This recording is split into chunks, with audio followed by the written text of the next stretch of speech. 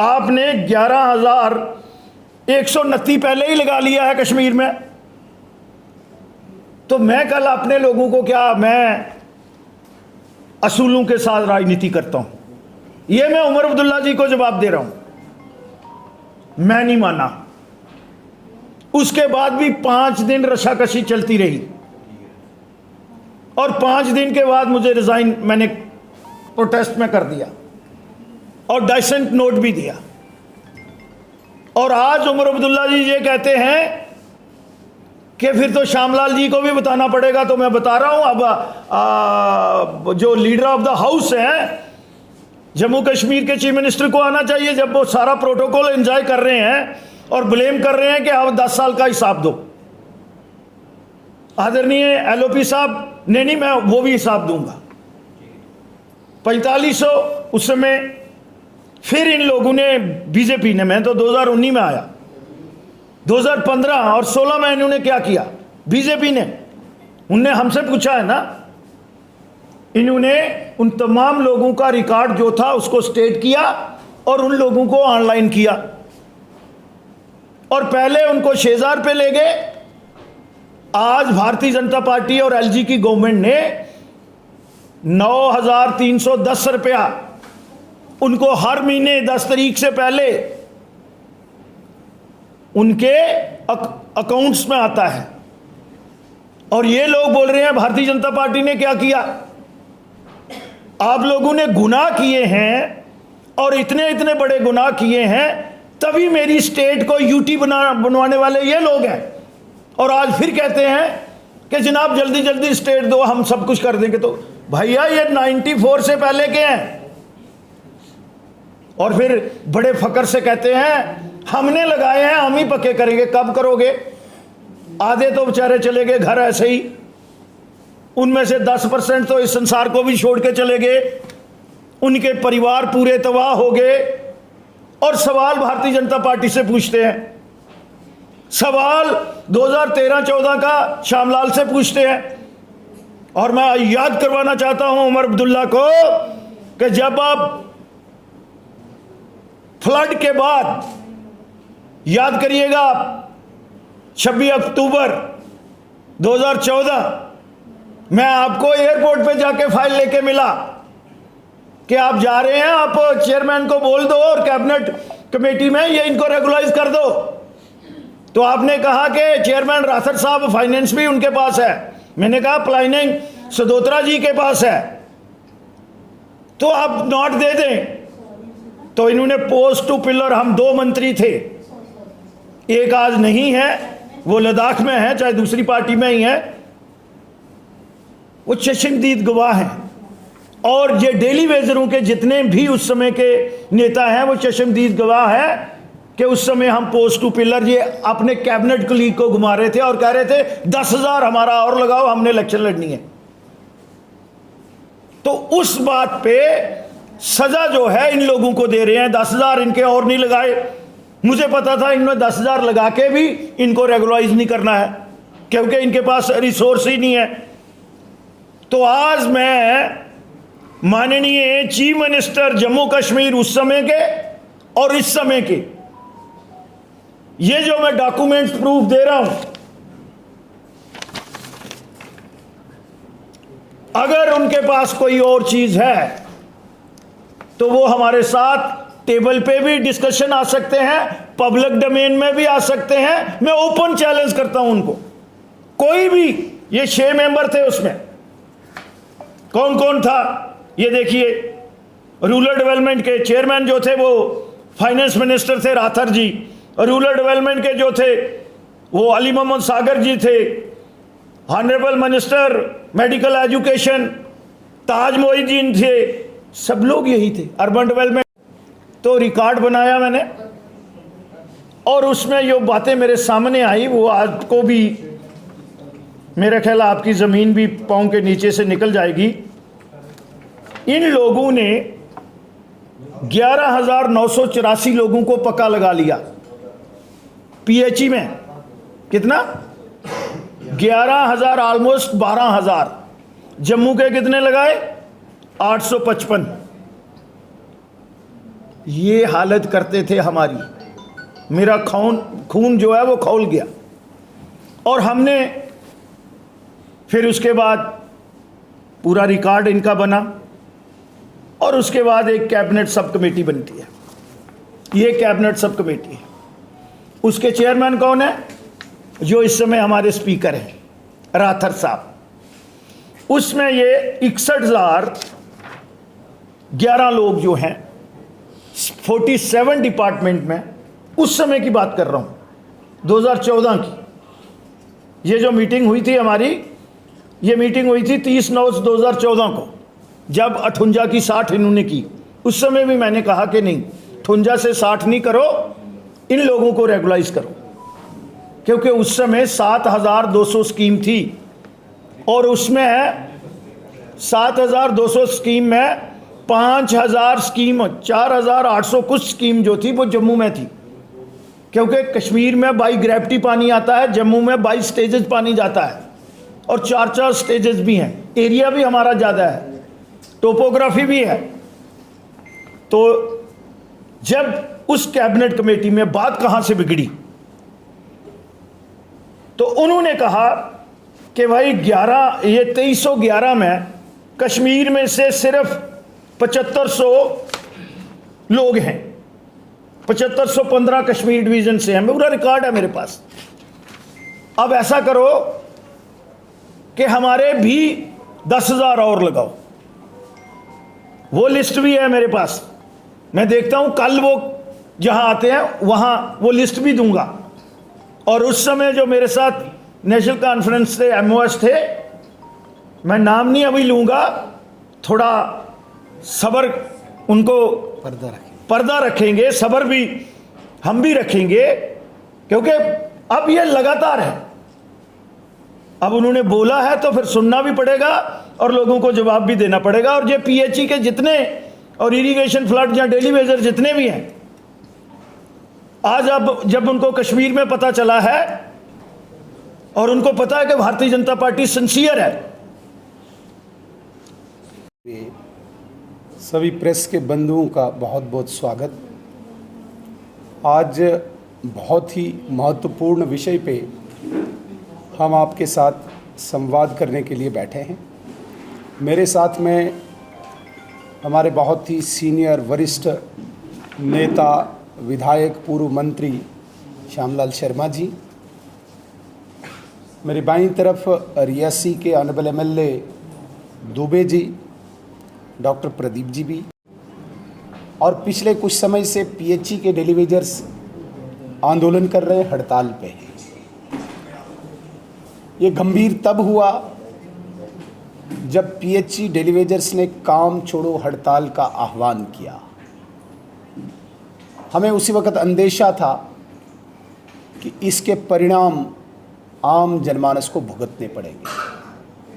फिर इसको प्रोलॉन्ग करने के लिए 72 घंटे की और हड़ताल एक्सटेंड करके लोगों की सामने समस्याएं और ज़्यादा बढ़ गई।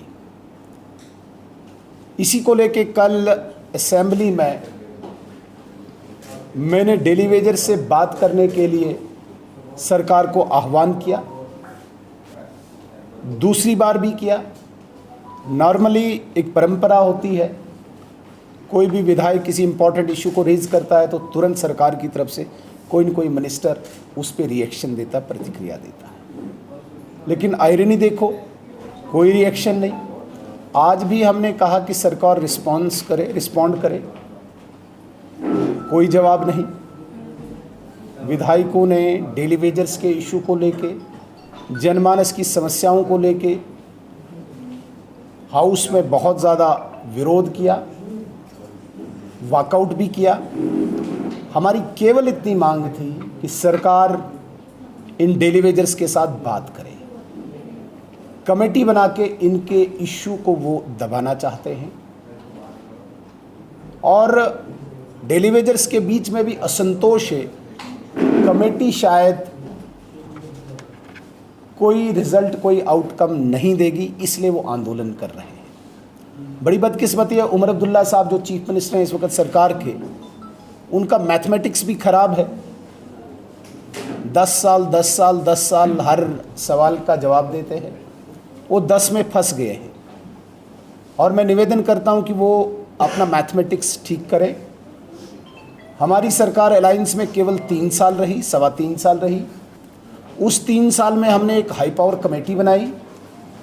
High power committee group of ministers ने एक रिपोर्ट तैयार की, 520 का SRO लाया, जिसके तहत इन डेली वेजर्स को रेगुलर करने के लिए एक पॉलिसी थी। उस पॉलिसी को इम्प्लीमेंट इसलिए नहीं कर पाए, सरकार गई, उप राज्यपाल महोदय का शासन आया। उप राज्यपाल महोदय ने बहुत बड़ी इन डेली वेजर्स पे मुझे लगता है कृपा की कि इनकी सैलरी 9350 रुपया की, जो आज ही उमर अब्दुल्ला साहब को पता चला। उनके दिमाग में तो मुझे लगता है केवल 1000-1500 का ही था। उन्हें ये नहीं पता कि ऑनरेबल LG साहब ने इनकी सैलरी को इंक्रीज़ किया और 9300 सैलरी पहुंचाया।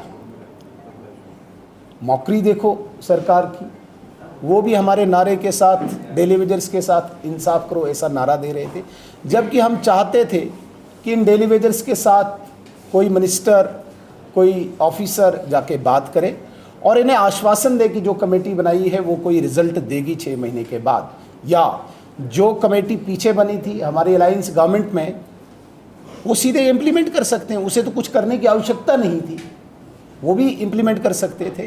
तो इन सारी चीज़ों को वो दरकिनार करना चाहते हैं, लगातार गुमराह करना चाहते हैं, झूठ बोलना चाहते हैं दोबारा से। और जिस प्रकार से आज रवैया सरकार का रहा, 10 साल कह के मैं दोबारा कहूँगा मैथमेटिक्स खराब है, उसके बाद पिछली सरकार का भी हवाला देके, तो मुझे लगता है कि ये दुर्भाग्यपूर्ण है। ऐसी उम्मीद सरकार से नहीं थी। डेली वेजर्स भी हमारे समाज का एक अंग है, टूटेगा नहीं, बट इतना एरोगेंस पहली बार हम सरकार का देख रहे हैं, जो निंदनीय है। मैं निवेदन करना चाहूँगा अपने बहुत ही सीनियर वरिष्ठ हमारे ऑनरेबल विधायक श्याम शर्मा जी से। इन्होंने पूरा, मुझे लगता है कि 2014 से पहले भी सरकार में रहे हैं, डेली वेजर्स के साथ बिल्कुल लगातार इनका संपर्क रहा है और आज भी इस इशू को यही देखते हैं। मैं इन्हीं से निवेदन करूंगा, जितनी भी तकनीकी इसमें फॉल्ट्स हैं, फ्लॉज हैं, सरकार की कमियां हैं, यही उजागर करें आदरणीय श्याम शर्मा जी। और हमारे मीडिया के इंचार्ज डॉक्टर साहब और हमारे मीडिया के बंधु, मुझे लगता है कि ओपनिंग में आदरणीय लीडर ऑफ द अपोजिशन ने जो आज आपको तकलीफ़ दी है उसके बारे में, और मैं सीधा पॉइंट टू पॉइंट आऊँगा।